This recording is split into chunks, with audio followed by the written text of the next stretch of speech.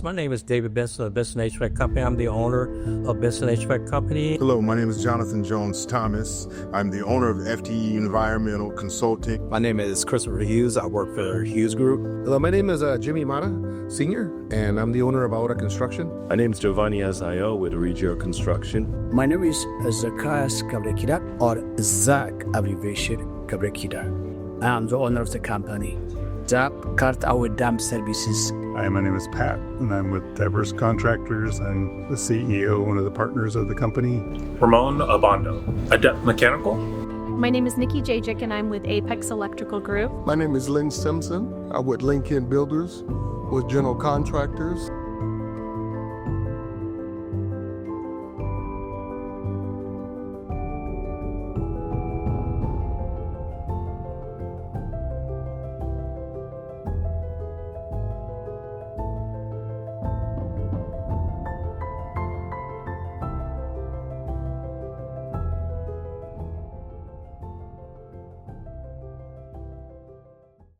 Hoffman is a $6 billion corporation.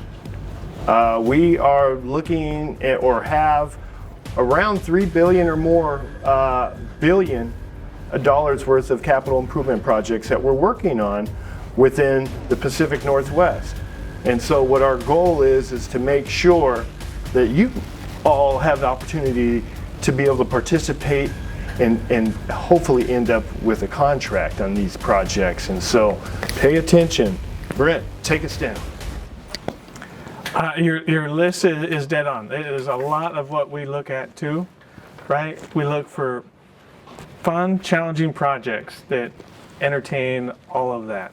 We look at fun and challenging because Dave's been with the company 30 years, Andrew's 24, Trey's 14, I'm 30. So we want to keep people in our company for a long time. And to do that, we need to challenge them. They need to have fun while they're doing it. So that's the overall arching message of what we're looking for. Some of the specifics of a project, all that kind of stuff. What size is it? Is it going to be manageable for us to do? Is it too small? Is it too big?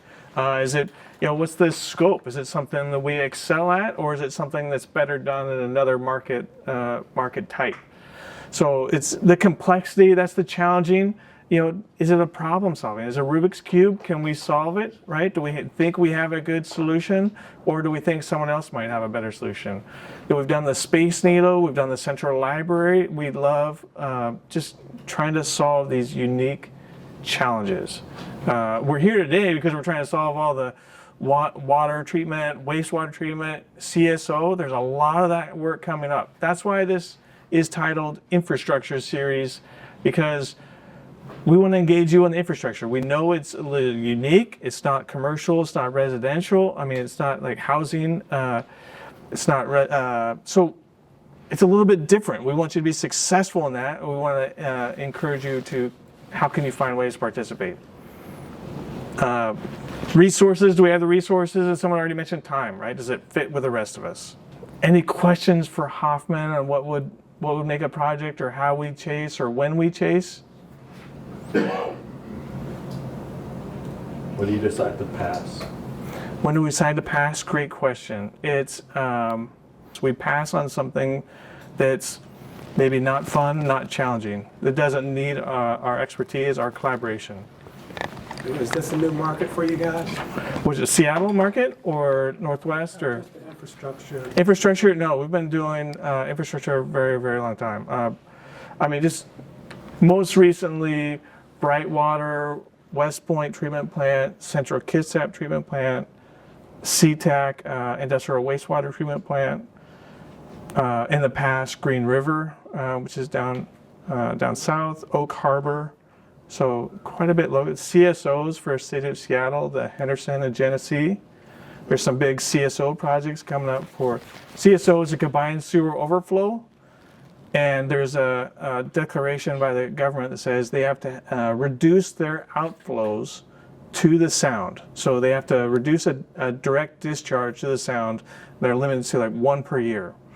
And so they have to create capacity to treat that water, store that water, so that they're under that limit. And that creates opportunity for us. Yeah. So it's great because it's helping the environment, it's helping our waterways, but it's also it takes quite a bit of effort to do it.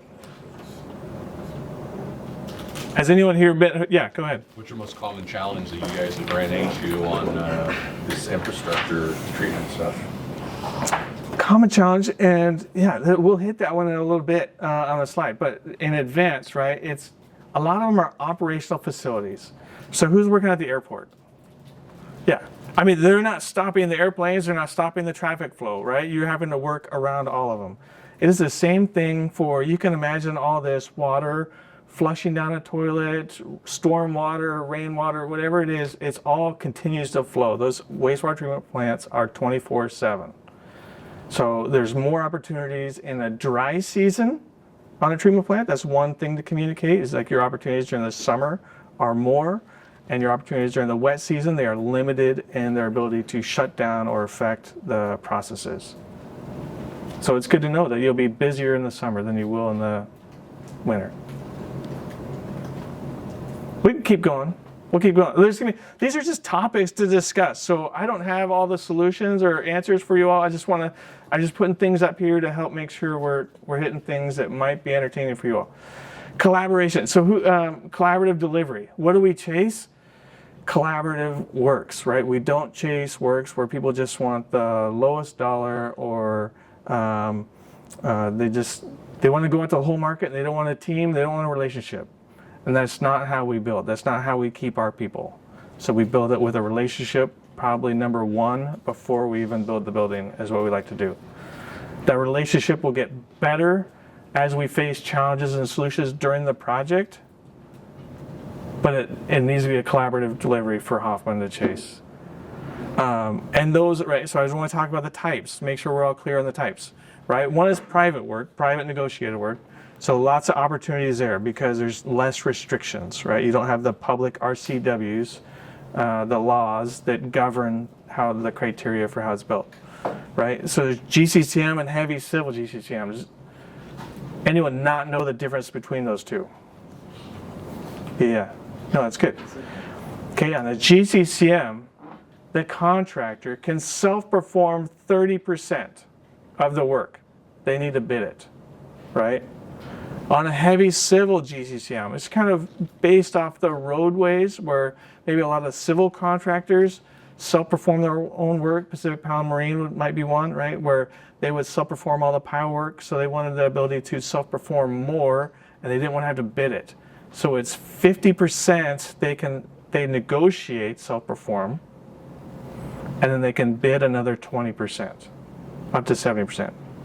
Now, just a FYI, typically when Hoffman is working in alternative works, especially like GCCM or heavy civil, that portion that they're self-performing, they typically are hitting records of participation, because that's an area which they can negotiate once they've been competitive and won that work. And so that 20% extra on a heavy civil could be the difference of them working with one of you. So it's really important to understand alternative works, understand the relationships between the contractor and the owner with these various mechanisms, because it's much different than the traditional low bid type of pursuit. Yeah, so within the GCCM and heavy civil GCCM, right, negotiated support services does not necessarily have to be bid out. Does everyone know that, right? Negotiated support services. So that's what's supporting the project site. It's not the scope of work of building the actual product or building. Negotiated support services is the work that supports it. It could be Example of some of those MSSs. Hoisting, dewatering. What's that? Computers and data setup that support the construction team, for sure. Anything that supports the construction team, trailers, toilets, DTG is a great opportunity, right? So it's we do have to show we're competitive in the market. Temporary right? power. Temporary fencing. power. Okay, so we talked about negotiated self-perform. Otherwise, heavy civil has that 50% that's self-perform that is negotiated, so there's an avenue there. Progressive design build, traditional design build. Anyone know the difference? It's very slight. It's just in the procurement. Progressive design build selects a team that they think will build their project really well. So you just pick a team. You don't pick a solution. You don't pick a design, right? Traditional design build, you pick that team that is all the teams provide a solution to the owner, and the owner picks a solution with the team. So it takes a lot of effort up front on a traditional design build, with the percentage of getting that project is lower, right? So you're one of 3, you're one of 4. At that point, you're providing all this design solution. So that's why we like the progressive design build, because you just pick a team, the effort, you're not spending a big lift to then have a potential reward, right? So, but progressive design build, if it's a progressive design build, there's a lot more flexibility in the procurement. So that's the message for you all. So if it's GCCM, heavy civil GCCM, progressive design build, they could mean different things on the procurement of the scope of work. Does anyone have questions on those deliveries or the procurement and how it might be affected? Does Hoffman create packages for the different scopes of work? Is that how you break down the complex job? Every project would create a bid package, for sure. A bid package strategy. That should be the first thing that our estimating team, our procurement team, and our project operations teams would put together. And that's after you've been awarded the project, typically. Sometimes you'll want to do it to get the project. You know, when we talk about all the challenges and how do we pursue a project and why, some of it is because we've pieced together the plan that we think is going to be successful, that is better than everyone else's plan. So we think about it ahead before we even procure it, to show the owner why we're a difference. Can you maybe walk them through a short stint on what it takes for us to win the work? And maybe the timeline and some of the things that we go through, so they understand, like, when they're getting calls early, sometimes we might ask them to, like, hey, you have some time to give us some numbers or some ideas on these things.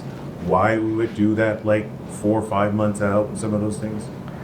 Yeah, definitely. So Hoffman will track a project when it's just in schematic design, just in concept design, because we want to know as much as we can about that project by the time it comes out for procurement. So we're talking infrastructure series, we're talking mainly public works, right? And so the public has this entity, King County, City of Seattle, Kitsap, whatever it might be. So they have this concept for a project. They will usually go out for a design team or a project manager, owner's advisor. When they're going out for those solicitations to get the design team on board or the owner's advisor on board, we're trying to get as much information as possible so we can already start working our solution. So when we start working our solution is when we would potentially reach out for feedback even before we even know if the project is ours. So with that being said, and you're reaching out to contractors, are you just looking at kind of like some ballpark preliminary numbers, and the actual scope hasn't been clearly defined? Correct. Yeah. When typically in the collaborative delivery that we're going after, it's hard to be collaborative if they've already done all the design, they've already figured out the schedule. So it's hard for them to go the collaborative delivery at that point. So usually the collaborative delivery is getting a contractor on board at 30% or 60% design. So at that point, there's, like you're saying, there's a lot of unknowns. And so we're trying to get generic feedback of what solutions might work best or not. And the only reason we want to say this is so, because sometimes when we really want to start using you, I don't use the term breakdown bid packages anymore. I say strategically align. We want to know what you're capable of doing. And when we know what you're capable of doing, we might reach out and make some calls and say, hey, is this something that might fit in the way that you do things? And sometimes people think, well, you're calling me and you're shopping my bid, or you're calling me and you're going to do this. Sometimes we're just calling you to see if this might be something to fit to our equation. So when we go and sit before this commission and try to sell them on using us, that we can sell them on some of the ideas and the strategies that we've already worked on our own. Right? Because we don't want to go and share our strategies with the Skanskas and the other people we're competing against. So we might try to reach out and see what you guys might be able to bring to the table. And that's part of that early collaboration that, that you want to be involved in. It might take a little of your time, but that's an investment in that future project. And that's why I want to make it clear. We don't just walk in and get handed a project. We go through a long process, and like he says, when we hear it, we have a meeting on Mondays, I know in Portland, and it's like, okay, here's what's coming up in 6 months, here's what's coming up in a year. And then we're on it. We're already starting to map who knows who, what's going on. And so when you start hearing calls from us on those things, I don't even hear about that yet. You might not have. So I have one additional question. So when you're reaching out to people and you're getting those numbers, are you comparing them to any historical data that you have? Not directly. We'll have a knowledge of what that is just in our head. Okay. I don't know that we're not shopping that number or comparing it. We're trying to get your evaluation of what that might be at this point in time, because it could always change. If we think it's way off base, then we'll certainly we're probably miscommunicating, right? Then we're probably telling you something different than what you're giving back, or you're giving something different than what. Yeah. The only reason I asked that is because, as I said, I work with AI tools to kind of help. Yeah. With getting numbers out quickly. So, yeah. Another question back there. Yeah. Well, I was just wondering, you had mentioned that asking how many people had filled out or registered their company with Hoffman. Do you guys usually, is it more common for you to reach out and find contractors that way, or do you advertise on VXWA or sites like that, like solicitation bid sites? Okay, so good question. Subcontractor questionnaire. So Hoffman has an internal purchasing department, and their way of communicating to the teams that might be interested, or their way of communicating to the operations team or the estimating teams that might be a good fit for those projects, is the database of information that they have off of the subcontractor questionnaire. So if you are the best subcontractor of the scope of work, but you're not in our system, not in the procurement system, the estimator may know your name and contact you, the operations person might know your name and contact you, but the purchasing, you would miss an opportunity if neither one of them did to have the purchasing recommend. When you say collaborative, is that another word for negotiation? Collaborative is a teaming. I guess for me it means teaming together. So it's not siloed, but working on problems for the project first solution. So, as this gentleman said here, sometimes you guys reach out 6 months before and try to get information about prices, ballpark prices, and stuff like that. And typically that takes time on subcontracts, but if you start that process, y'all continue to try to work with that person that you asked 6 months for a ballpark number to try to send them over to the finish line. And I guess I'm saying, if I get involved, am I going to be in the negotiation at the end if y'all do it? We do love the input. We do like to get multiple inputs, like 3. 3 would be ideal. So because we ask for input doesn't mean we award the job to you. Means that you're probably within the short list if it's a scope that we don't have to go out to the mass market. It means you're probably on a short list of those people that we're going to reach out to. Right? Does that make sense? Yes. See, maybe the salesperson in me, but I call that like if they reach out to me and say that project is starting in September, and I know it's October, and I submit my vote or my bid or whatever, I'm gonna call me, I'm gonna call John or whoever it was that called me and say, Nick, where are we on the end? Is there anything I can do better? All of that, yes. That's what I'm getting at, like she said, get it back to find out her investment, where did you come out? You went out to 3, you tell her we was going out to 3, and then when you decided that she didn't get it or she went into 3, who was in the 3, what was the number, so she'll know. It is very fair to ask of like, where did I sit? Why did you not select? Yeah, that is, and we should be able to answer that. Yeah. Have that conversation. I mean, Yeah. with our folks, and we'll get into like how purchase. Thank you, sir. But when you get to know the per point for signing that up, this is where often is given from the other folks. We have a central purchasing group. Okay, they see and they send out all contracts. They see everything that's going on throughout everything that we're doing in that $5-6 billion worth of work. That project manager that might be building that project only sees that project for those 2-3 years. So it might be great for you to try to build that project relationship with that project manager, but he ain't gonna do chat for you on the next 3 or 4 projects that you're trying to get.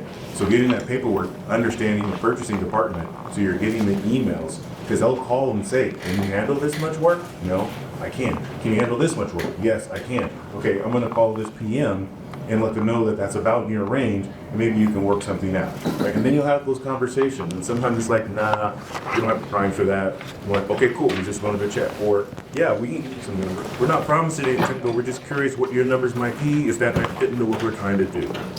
That's kind of how that dialogue works. Okay, can I give my pro tip?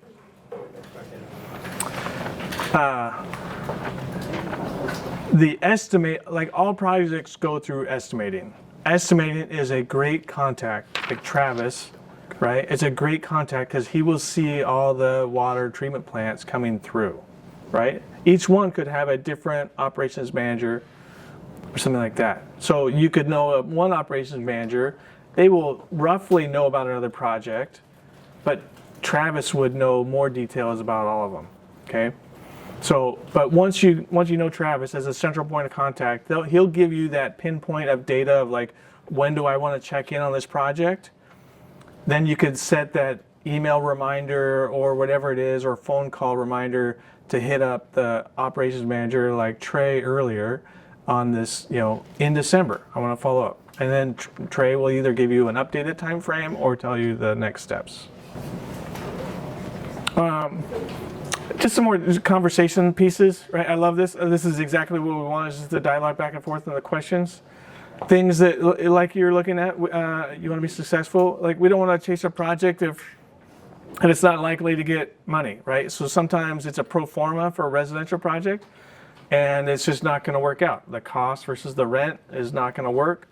It could be there's a public project maybe up at Western and they don't have state funding right now is a little bit challenged. You were talking to the state earlier and maybe you see what's happening to the budgets. So is a likelihood of that project to win it, go through all the challenges, and then for it not to get funded? So we want a little bit more certainty that the project would get funded. Certainly we've chased a few that the funding's gone away, but that's an assessment in the evaluation. Project estimate is a big one. We like to know as much about the project as we can. So having the project estimate, knowing the value, knowing the scopes, what's in, what's out. And I talked about federal dollars have criteria. Mel was talking about this and like the CWA, PLA.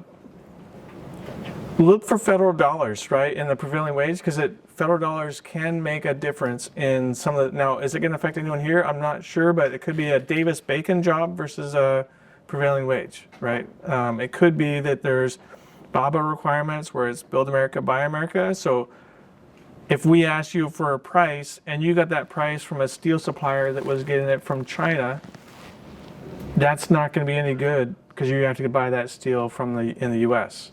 So there's going to be a bid delta and it's going to be a shock. So just be aware of the look or ask about federal criteria. If we see that, right, we're experienced in it. We've got a whole procurement team, and so that's what we highlight as one of the challenges to solve during our pursuits. Anyone have questions on any of these? Budget, funding, Yeah. I had one thing about just the tariffs, because it's just something new that happened where, we ordered stuff that up there from Canada, and then the tariff hit, and it was $495, and it wasn't gonna clear customs unless you pay the $495. So just what you're asked to pay for that ticket, just to take consideration of tariffs. Yeah, and exactly, and it's so volatile right now, and it's changing every day, and there could be. So, yeah, and that's why we like a collaborative team, because it's not just like, oh, that tariff was done, that's all, that's your problem. We like to come in and say, like, how are we going to solve that? Do we want an allowance in the contract? How do we want to address it if it does come up? And it's just a discussion when you're pricing or during the award, and we love it. Yeah. You mentioned the federal, are the subs required to do their own submittals for their materials, or is the general?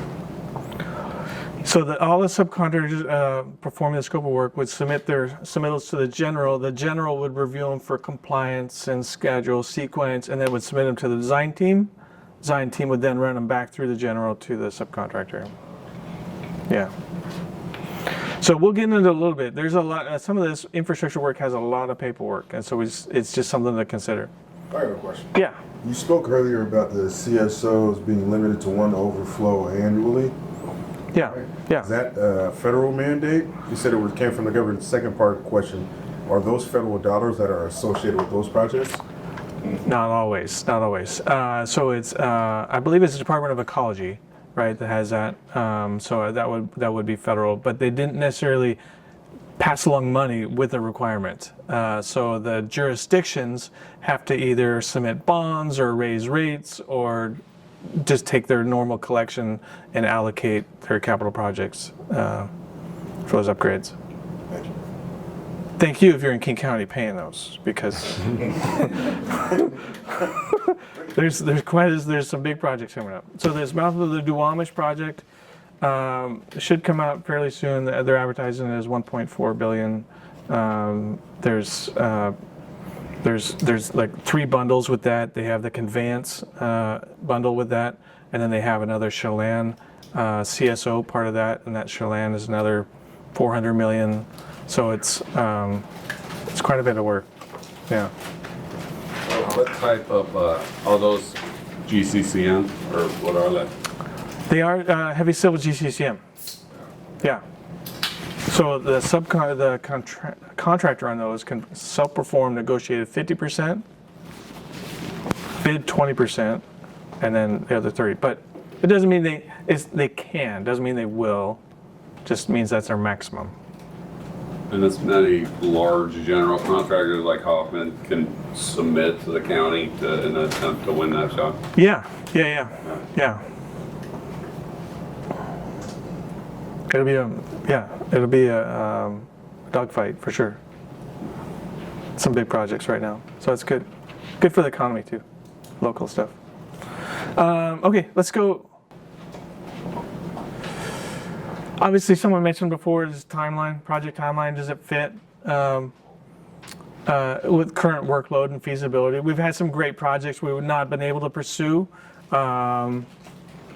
just because it didn't work out. One thing I think we did appreciate is our project with Aora, right? Where had a project and it just, things change, right? And it wasn't going to be successful on both of them, so I had to let one of them go. But that communication was up front and let us know so that we didn't get halfway through a project and have it stumble or fall and then not be a good representation. But he's able to have that hard conversation with us, and that's what we like. So we like to have those hard conversations with owners too, King County or whatever, City of Seattle. We love you. We appreciate your work. We want to do your work. But we don't have enough teams to support all your projects, right? So it's, even though we think we could win them, we wouldn't be overall successful. So that's important, the timeline and staggering, ticking out for us. But who else? Did anyone else have that problem? Yeah. I want to say, when we had to make that decision, it's because we looked at the job. It's in Olympia. We only have 2 trucks. So we're going on at Microsoft. We got work going out of UW. And so to be able to service the material movement or tool movement, we would have put ourselves in a jeopardy with not only one job, but it would have put jeopardy of the rest of the jobs because we just didn't have enough vehicles to be able to satisfy the need. And so generally in the morning, we can take our vehicles and, you know, and we can get our material and schedule them out. So, and I think that that's one of the things, that was a hard call to make because we put time, effort, we'd estimated it, we had quite a bit of money invested already in this project, but we ended up finding somebody else that had the capacity and that was what the client needed or our partner, you know, the number one is the owner and then the GC, and so that's kind of what we had to do is figure out. That was hard to do because you're saying, hey, I already got this job won. Yeah. I could probably rent a truck. So all this, what I could do, but then it's like, man, let's go back to reality. Yeah, yeah, we appreciate it. That was good. Okay, so we were talking about the paperwork, compliance. Oh my goodness, just even the vendor questionnaire is one, right? Okay, so once you get past that, we talked about the community workforce agreements, PLAs, CWA, CBAs, all that. I mean, it's known by several different names, but you want to be aware of what it is and the criteria within it. Parking requirements, payment requirements, apprenticeship requirements, just signatory to the union for the project, what you're paying them. So has everyone dealt with a CWA, PLA? Everyone? Certified payroll, LCP tracker. It's just another one that's just more paperwork, but necessary, and closure with L&I intents and affidavits. I've seen, you know, part of that is also, I've seen someone, have you ever seen a schedule change from 5/8 to 4/10s? You haven't seen that? L&I is very particular about when you can or cannot do that, right? And if it's not set up, then they're going to be asking you to pay the employees for their overtime. So, Your ratio of apprenticeship as well, it's documented in the LCP tracker. Yeah. So that'll hit you, and if you know, you can't have like carpenter helpers, but if they're not certified by the state as apprentices, then you're going to pay full journeyman scale. No questions asked. On top of that, if you don't have it on time, I mean, I would say certified payroll LCP tracker is the number one thing to be able to get paid on time. You gotta have your LCP tracker up to date because it'll hold up your check, period. You know, and there's reason for it because you want to make, because we have contractor liability. That means if my liability is not right and the GC doesn't check, then the GC has to pay my workers' comp. And be careful what you put on the daily diaries for that worker. I had an instance where a bigger company, and like you said with apprenticeship, on their daily diary they said install sheet metal, and there wasn't a journeyman on site, and so they said, well, that apprentice was doing sheet metal work, you had to pay him full union scale even though it was a carpenter apprentice. Very simply, when you're dealing with the union, I went and signed an agreement with the tapers union. Okay, I didn't sign my painters, I signed my tapers, and I signed my carpenters. 3 words in the painters agreement, and it says incidental painting. That cost me $110,000. Those 3 words, incidental painting, because they said that any painting work that's incidental, whether I was signatory to the painters without not signing the painters agreement. So even if I paid the painters agreement, it's a lower rate, but it didn't matter because I had to pay the higher rate, and I had already paid them. So I ended up having to make the difference in the trust funds. It's all manageable. It's all manageable, right? But it just takes an effort to make sure it's right. Safety criteria plans, treatment plants, sound transit, treatment plants. There's a lot of paperwork. There's a lot of oversight. So just be prepared for that. Just make sure, have a discussion about how much paperwork and how much staffing is needed for all that. So very important. Operational constraints. This is how we get a lot of projects too, is knowing the operational constraints. So that's our familiarity with the team, with the project, what they can do or not do at certain times. And that familiarity helps our relationship and lets them be more comfortable with Hoffman and our team. So your familiarity with a project, with a system, gives us comfort and helps that relationship as well. So as you're talking to our team, like share how you have solved their problem or what your ideas are. and be as project specific as you can. We love the project specific stuff. If you said, I'm just the best trucker there is, right? I never get in accidents, versus you're like, I've looked at the West Point haul route and I can do this and I can do that, and I know exactly the concerns of driving right through Discovery Park. They've now understood that you've looked at their job and you mean something to them. So anyway, project specific really helps. But that increased oversight on the public projects for sure. Let's go to the next one. Anyone have any questions on any of the compliance regulations pursuing? It's kind of the necessity part of chasing public works, right? It's not all private. There's not a lot of private right now. Past performance. This goes into the reputation. Just doing good work in the past. We've done, I mean, if you've been on a Hoffman project, you've built a relationship, you're doing well, right? And that just helps feed the next one. So that's how we look at the first pursuit, is that hopefully there's something here that we can build to then lead to the next one. I mean, you all are probably the same.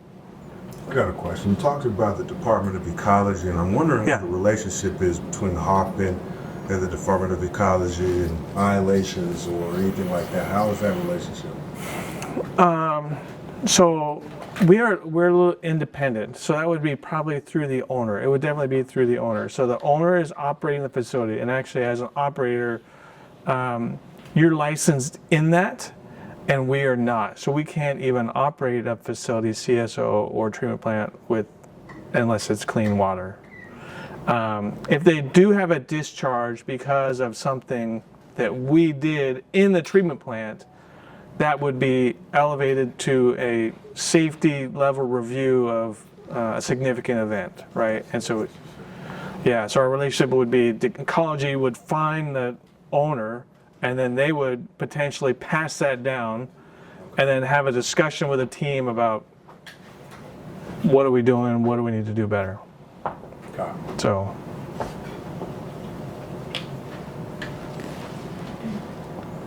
knowledge of operations, again, so just the more you know about how Hoffman works in the departments helps you navigate, right? So, I mean, we're talking about infrastructure and infrastructure systems, but just being here gives you that knowledge of how do I navigate Hoffman? It's not easy, right? I've been here 30 years and there's still, right? New departments, new people, there's new projects, new areas.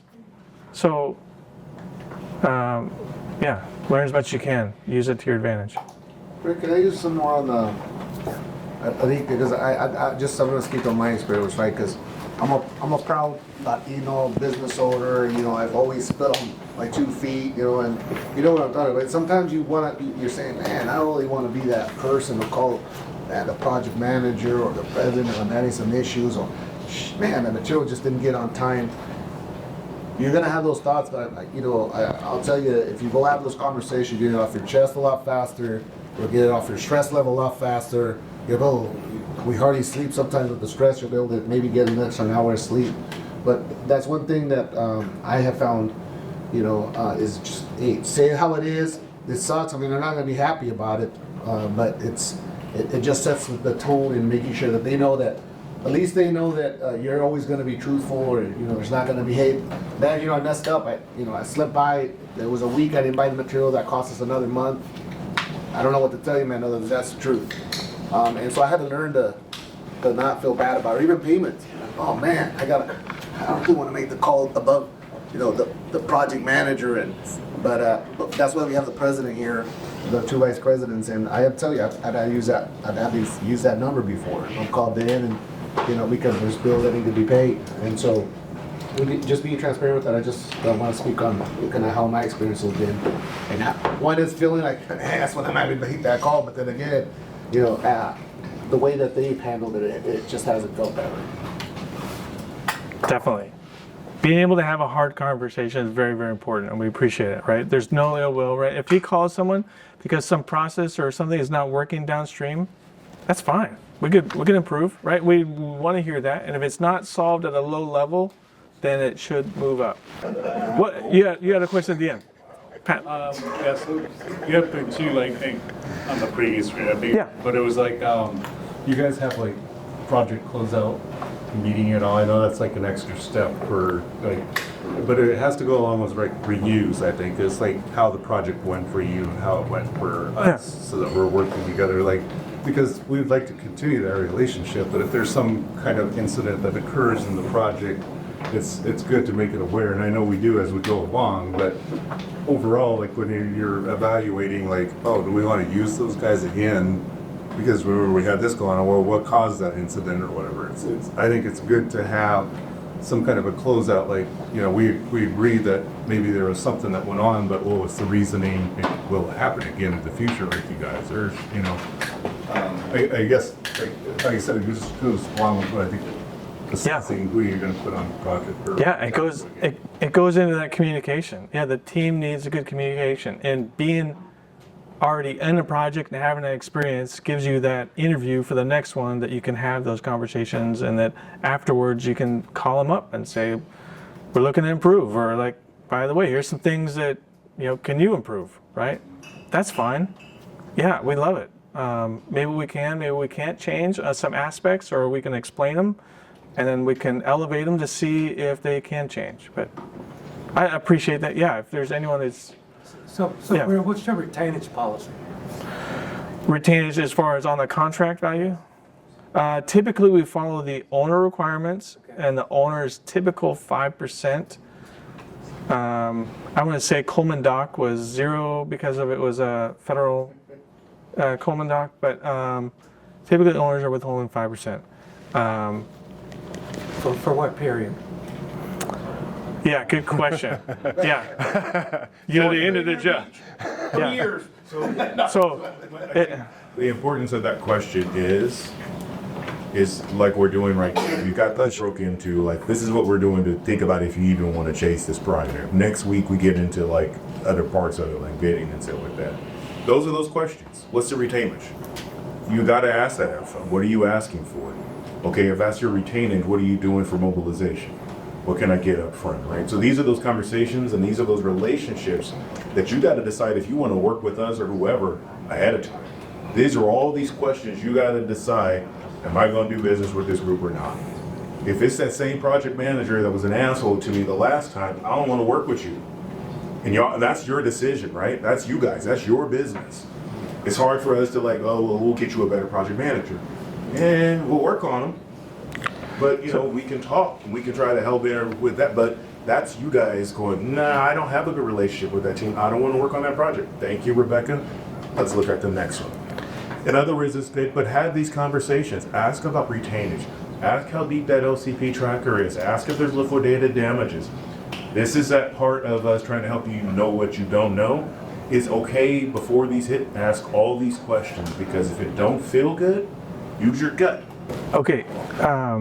It's supposed to be 30 days after your certified payroll is approved. After,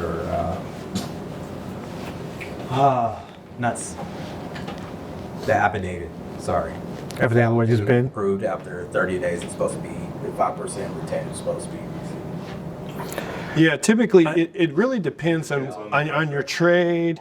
You know, if you're an early trade, a good example is those early trades, they're doing their work sometimes a year before, you know, the painters are even, you know, brought into the project. And so they're not going to be wanting to wait, you know, a year for their work or 2 years. And sometimes there's early release when that work is accepted. Obviously, if they're building on your civil work, that work had been accepted, or they wouldn't put the concrete footings and foundations and stem walls and all, you know, that wouldn't be there. And so that's a really great question though, Ron, because a lot of folks, they're not thinking about that. And sometimes 5% may be all their profit. And so you got to wait until the end of the job. So very good question. So it depends on the contract, yeah, and what the owner will release. A lot of GCs, big civils will have, big contractors will have a paid when paid, right? So if it's the contractor, if the owner hasn't released to the contractor may not release it to you. So, and this is where the conversation's up front about, listen, that we don't have the capacity to do that. We need special terms or something like that. You'd want to discuss those up front. I will say that keep in mind, right? So the contractors typically have 3 options on the escrow. One is the owner withholds it all. The GC can put it in escrow, or the GC can bond it, right? Do you know all 3 of those, right? And then even with your bond, you can do a retention bond, right? So you pay, it might be 1% of that value, and then the contractor would not withhold retention for the entire course of the project. So if it was a 5-year project, that 5 years would be in your money, so that could be worth it versus waiting the 5 years. So it's a lot of options, a lot of discussions, but I can, yeah. Look, there's some people in Region St. don't get along, right? And then, but you may end up getting along better with them because the communication maybe is, you're kind of more smooth, suave, and Even I am not in the trade, so this is very steep learning curve. But what strikes me is what you just said, like in the last 10 minutes that you all were talking about the paperwork, the pain I felt in the room. I mean, a delivery of twins is probably less. Not that I would know. Yeah. But the idea is, my point is this getting taken care of by AI? Are you seeing the technology taking care? Because this is all, the devil is in details. You miss those 2-3 words, they cost you $110,000. What I heard is, oh my God, like this is going to get solved. So are you seeing this solved, or is this out of the loop? I have not seen an AI solution to this. It goes into the public oversight of public funds, right? So the public scrutiny of any politician, any public dollar, and that's why there's so much oversight and paperwork. Oh, I believe it. The paperwork is not going to get any less. Yeah. The question, about AI, I have not. Yeah. But that's, you were talking, Ron, I was looking at you because I'm like, okay, this is an opportunity waiting to happen because I have no idea on the project, on a typical project. Yeah. Please excuse my language because I don't know how to say it right. Yeah. What percentage of you need to prep, right? You need to prep everything and all the paperwork. What percentage of overall costs before the project actually goes through is getting all that straightened out? Or is that maybe it's a wrong question, but is that a lot, little, now that you've done it for so many years, it's like automatic, or is this a big hurt? How about, let me put it to you in a number, right? So if a project is 100 million, okay? Let's just say your general conditions or your management of that is 10 to 15%, right? So pick one, 15%. Right? 1% of that is probably, or 2% of that is probably dealing with all the paperwork and criteria. So, so 2% of the overall project, 1%, 2% of the overall project cost is. That's surreal. That's a lot. Yeah. It's a lot. I mean, paperwork. No, and the idea is what I heard you say is that you're welcome to join this, but you better cross your T's and dot your I's, or the cost might be actually worse than what you're getting. And the idea is that there's got to be a, because that's not what any of us are experts in, right? Yeah. You're expert in construction, you're expert in trucking, you're expert in HVAC. You're not an expert in these things. Yeah. And so that there is a real challenge here that I'm just seeing, especially for people coming in early. You've done it for 30 years, but people coming into the trades and getting excited to work with Hoffman or somewhere else, this is something that they might not be seeing coming from the west side. And especially if they were all residential and private residential, and they're like, oh, that's slowed down. I'm going to jump over to public wastewater treatment.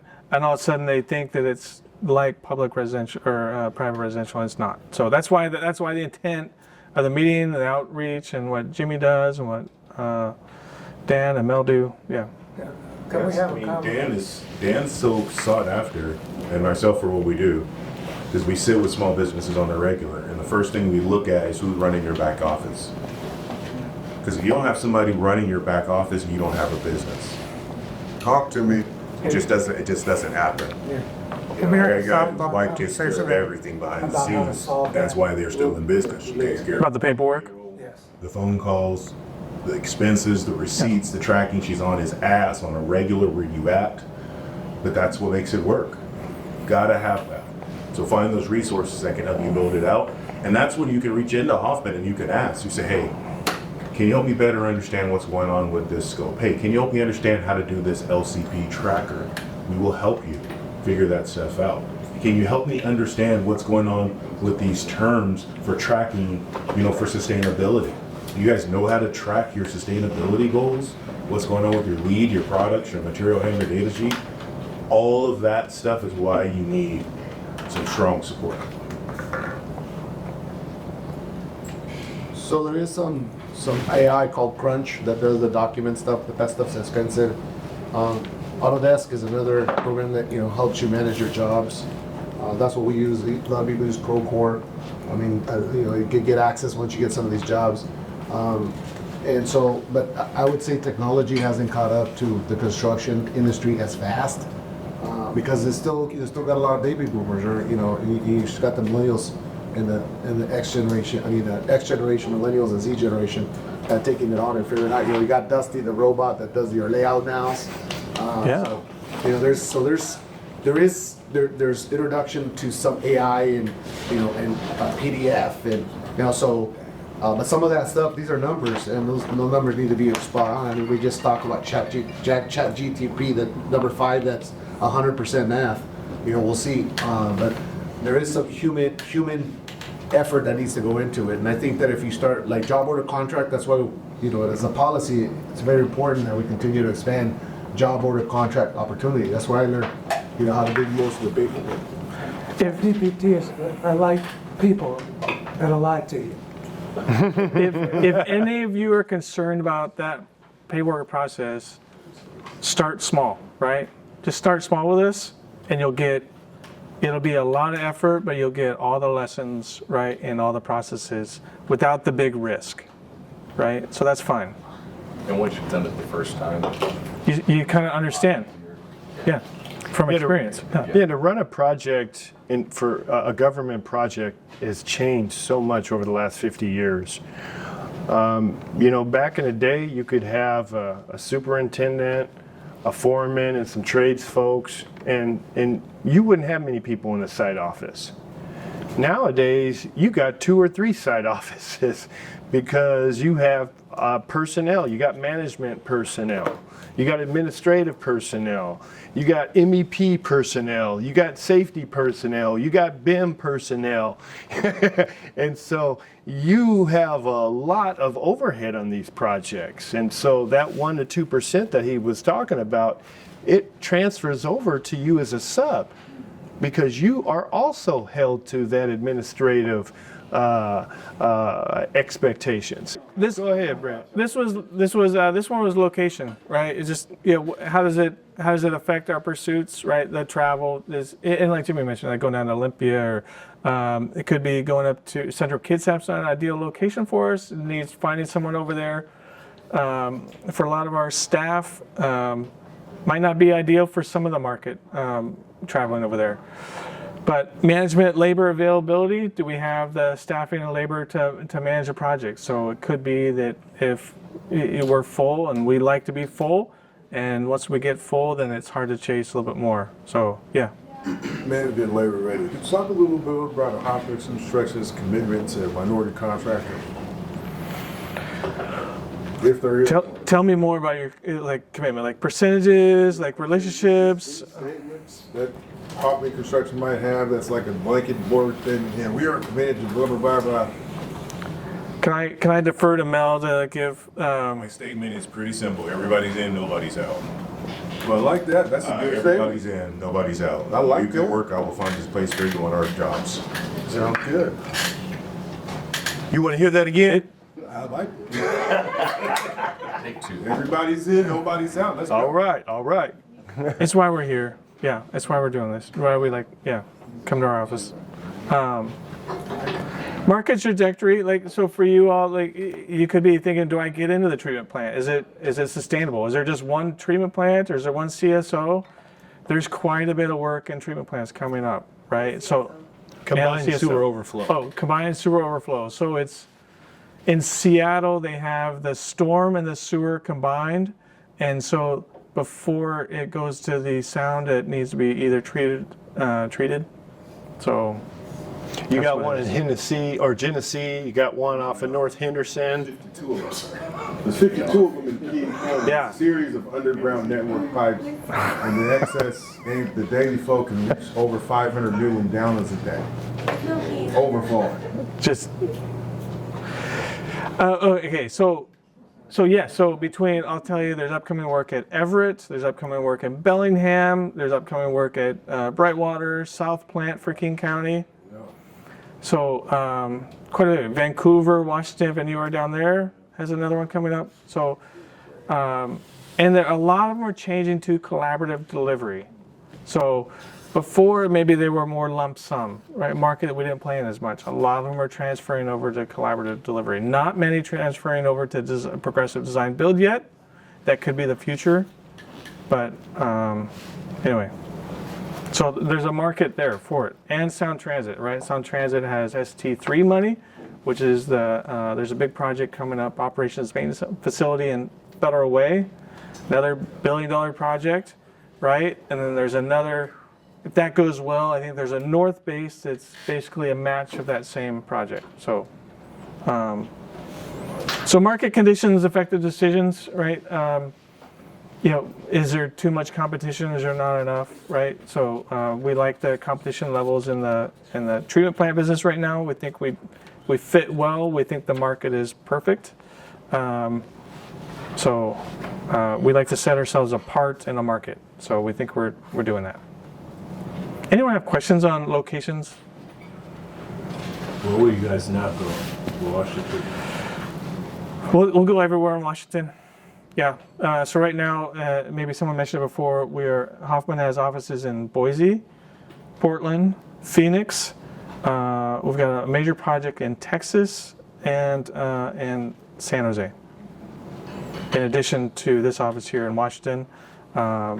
So the eastern half of Washington would probably be more out of the Boise office or the Pullman office. There's a small Pullman office everywhere. Where's the most? By volume or by project number? Volume. By volume, these mega projects are in Boise and in Texas and in San Jose. What part of Texas? Huh? What part of Texas? How do you like Amarillo? It sounds like you're interested. If you, okay, can we get them on the list for Amarillo? You want to go? Hey, can you a good 3,000 square foot home for about 100,000? Is it anywhere near Amarillo? Houses, yeah. Yeah, we should talk. Yeah, there's a, yeah. Get moved up with Anna Marie. I mean, there's going to be, there's probably going to be 2,500 people there on that project. So, I mean, that's a big lunch tent. So, your house could be suitable for. Oh no, I was saying you could buy one. Oh, I thought you had one. Yeah, oh yeah. That's a good one. Yeah, you have a local broker in Kelly Jefferson, KCD Real Estate. Yeah. Contract terms. Okay, so yeah, I mean, and if we don't have, like, locally here in Seattle, right?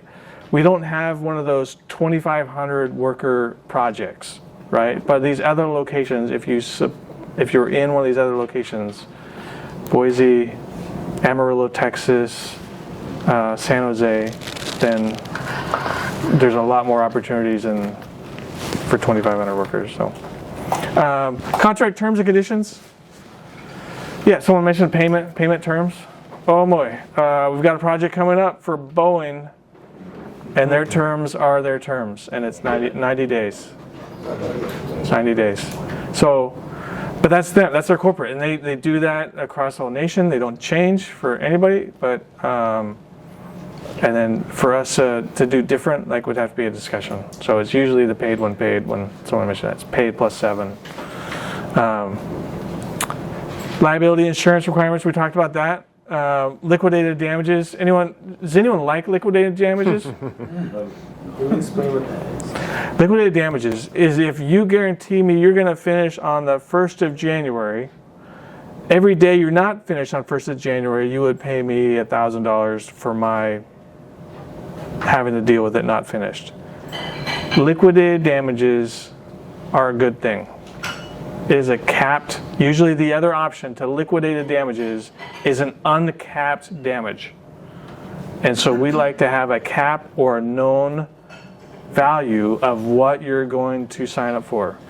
It's either 1,000, it's either 5,000, and they're not limited to, if it's 5,000, they can't come to you for $1 million, right? Or they can't create some nebulous damage. So we like the known entity of, and then they're usually reasonable. I don't know that we've had one apply liquidated damages hit us, and I don't know. So usually you have that relationship with the owner, and you negotiate ways to do it. So, question in your mail. It just said only pays 90 days. They're not going to change their standards. Ron just said something about what is that? Retention. Retainage, 5%. You're the inclusion man. So if someone came to you and wanted to get into this, they know it might take 90 days to pay. Jimmy says sometimes you miss something that can cost $100,000. 5%. Have you ever advised anybody that maybe they shouldn't be into this? Yes, absolutely. I go two different directions. I go, one, do you have an established line of credit? Where do you at with it? Because you're going to need it for this job. Ask for mobilization up front. Ask them push as much as you can get right now and push for it. Second thing is I would say find somebody that can help you with your burden of labor. If you've got somebody that can come and help you with your burden, what it's going to cost for you to union reps and our people, very union fantastic. There are groups that can want to help subsidize that in times so that all of a sudden, like you hear say, I was doing my work, I had 10 guys, and all of a sudden the schedule got crunched and now I need to go to 15 guys. I can't afford that extra 5 guys and make that weekly payroll. There are firms and things that we can help you find that can help you do that.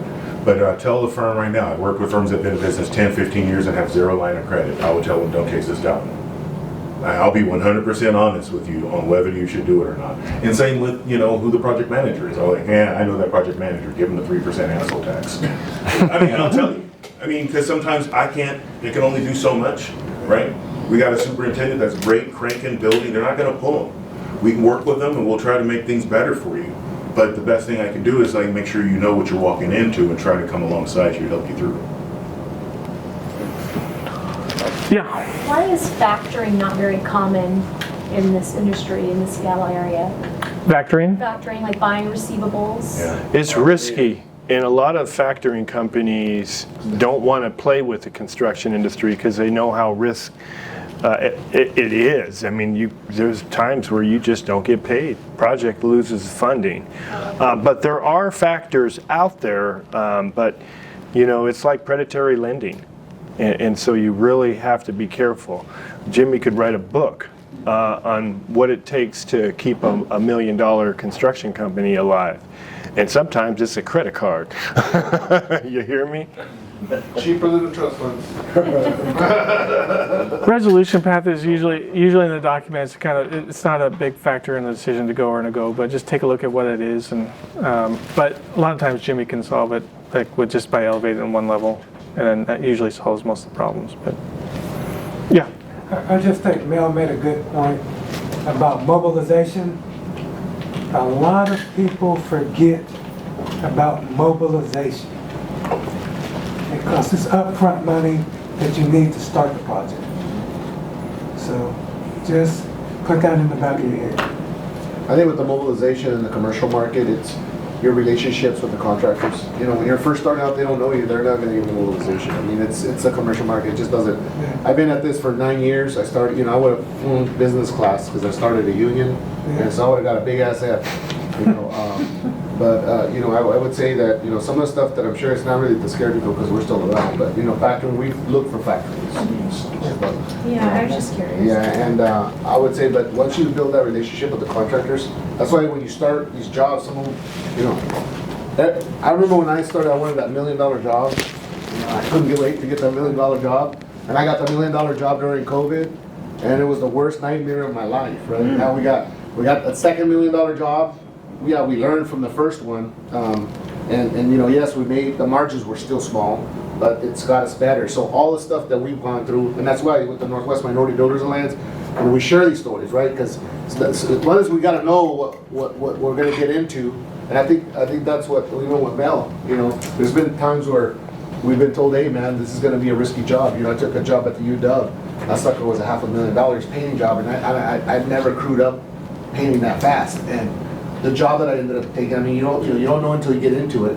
But I would say that one is having a good relationship with those project managers, with the executives, and then really, I work with Dan on Hoffman. I work with Dan with Clark Construction, and have your own relationship. You set up your own schedules, set up your own estimate, and so they can help guide. But like Mel said, I mean, we've dealt with some pretty asshole project managers, and then the question is, once you go there and you call them out, you're gonna battle it all the way through the job.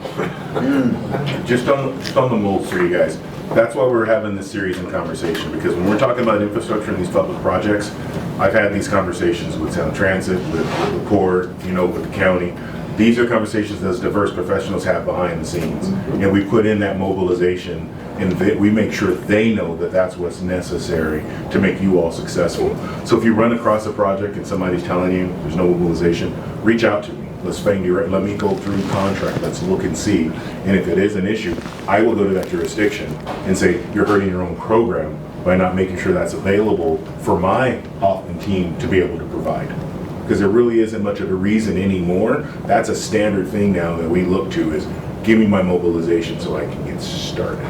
So have the conversation. Don't be afraid of it anywhere. And again, just on the factoring, if you don't have the good line of credit and you've got contracts and work, figure out where you can find your financing.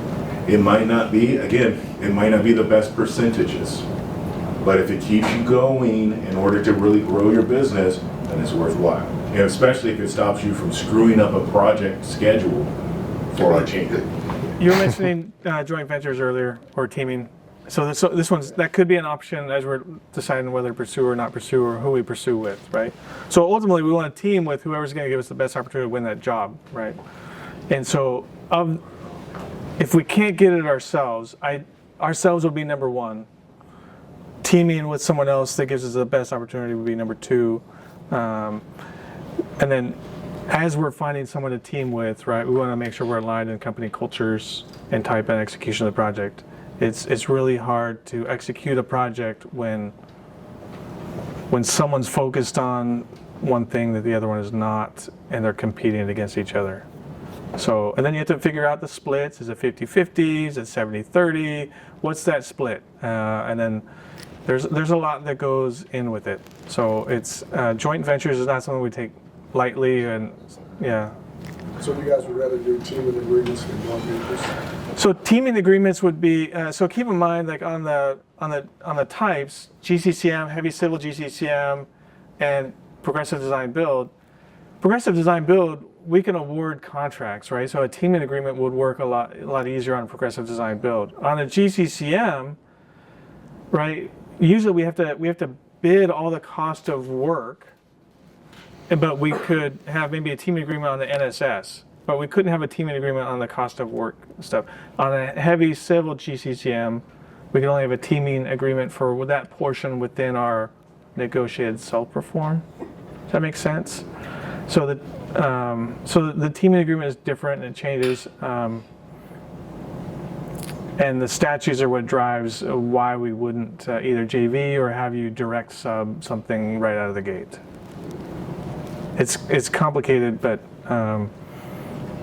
So can I use that to answer this gentleman's Yeah. previous question about how does Hoffman feel about minority contract freedom stuff? So in Portland, we recently, I think the beginning of this year, we JV with Raymore Construction for a bus garage, a hydrogen fuel bus operation. And we won that project with them, a minority firm, and I think we did a 60-40 split on that one. And then we had Chase Jefferson High School with Colas Construction, another minority black-owned firm. We went in the first time with them at 50-50. We actually lost the job. The other team screwed up so bad that they put it back out on the street, and we went back in and won it again. But that one went back in as a 70-30 because Colas didn't want that much exposure the second time around. So will Hoffman joint venture or partner with you as a minority-owned firm? Absolutely. Did you hear that? Okay, and see, this was to me, thank you very much, Mel. This is why, one of the reasons why we do this is, you don't know this, or maybe you already know this. Y'all are bad mother lovers, and that's why you're here. I'm gonna say it again, y'all are bad mother lovers, and that's why you're here. You wouldn't be here if I didn't go through a screening process. And if you slipped in, then you're really sneaky. But I have a screening process, and I make sure that we have some champions, some lions in here, okay? And to me, a lion isn't just looking at the work that's right in front of them. A lion is looking around the room and seeing what kind of strategic relationships they can have to go after that big elephant that they've been thinking about trying to get for a while, but they ain't got enough to take it down. Okay, we got some soldiers here. And so a $6 billion company just told you we would look for opportunities to work at the same level, y'all, at the same level. And so you made a comment earlier about financing and about why people aren't pursuing factoring. Well, if finance is one of the weaknesses, or maybe cash flow or a line of credit is one of my weaknesses, but one of my partners, that's their strength. And they don't have the technical capacity or experience in this area that you do. And so you put those two pieces together, and now you find that, hey, cash flow is not the biggest problem right now. We can work for Boeing, okay? And we can leverage that contract with any bank or credit union or anyone who has some sense to see that there is a contract that can be used as collateral. And so now some of those hurdles and challenges that we've had previously don't necessarily apply because we're using all of our brain and all of our resources. So please make sure that you're not overlooking the opportunity right here. I have a dry mechanical company right here, and I got a wet mechanical company right here.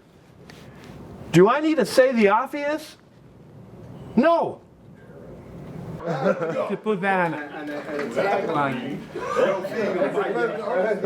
If you don't pee, I'm gonna take a bite out of you. That is. Not your typical class, huh? Let's go. There's a mic drop. Go ahead. Also, please, Brent. We could also, it could be in here, it could be somewhere else, right? Yeah, we work with a lot of other larger mechanical, electrical firms, other civil companies that need support, that need to meet the same criteria that we do. So we can help you team with them. Let us know during the solicitation process, before the solicitation process, afterwards. But yeah, we'll help you find, we're connectors. We did one with Nadine Nifine. We're trying to get out at UW and we couldn't bond the job. So we ended up working together. So we ended up carrying the bond, and so we were able to work together on that job. They framed it, we framed it, we hung it, and everybody got paid. So it is doable.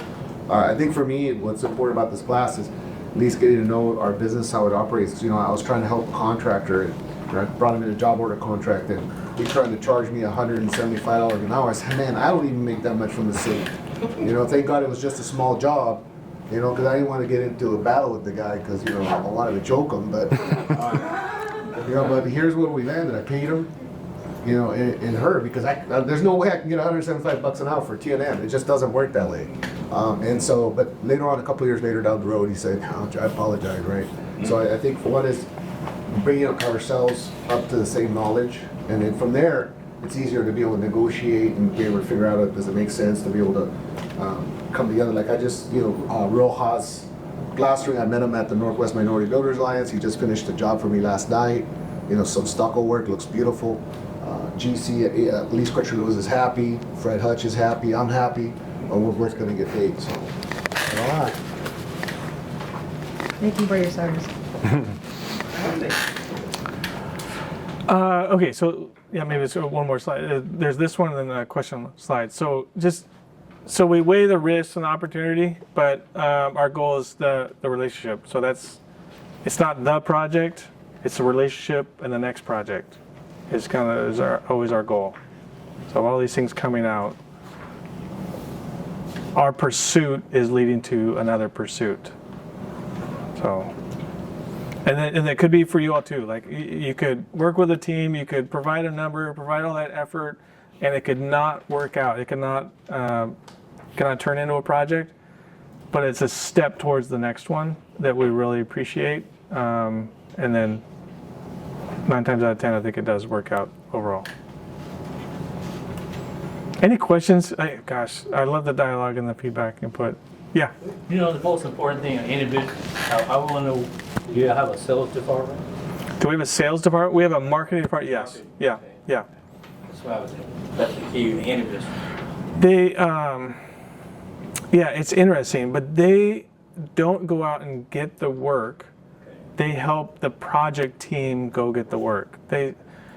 I mean, like you, we're builders, right? We build, and so you get us in front of an owner, blah, blah, you know, and so they say like, okay, listen, here's what you've heard, and they'll put that into a document that says, regurgitate back what you heard, and then you have the information, so they help us format it, they help us tailor it. They're really, really good. They get the connections for us. You know, I mean, like you're here, you could be here, and you could refer us to someone else, right? So you're like the connector, like the marketing team is a connector for us. They're saying like, this person has a great project over here, you should go talk to them, right? The project that we're chasing right now for Sound Transit. Our original submittal was 100 pages. They put that together. Yeah. Like 100 pages. Like, what are you even asking? But that's what we go through. And so that team listens to what he thinks, what I think, right? From what our estimators are saying, and they take all of that knowledge and craft it into a wonderful story.